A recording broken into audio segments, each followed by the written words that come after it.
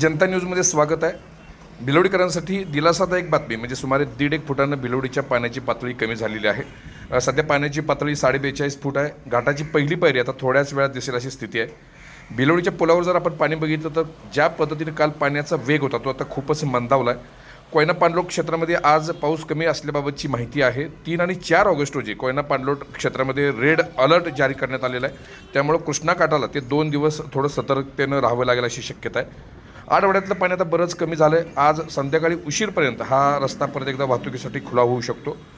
मौलानगर येथील घरामध्ये गेलेलं पाणी आता कमी झालं आहे। सर्व स्थलांतरित लोकांची भिलवडीच्या सेकंडरी स्कूलमध्ये राहण्याची जेवणाची व्यवस्था केली जाते।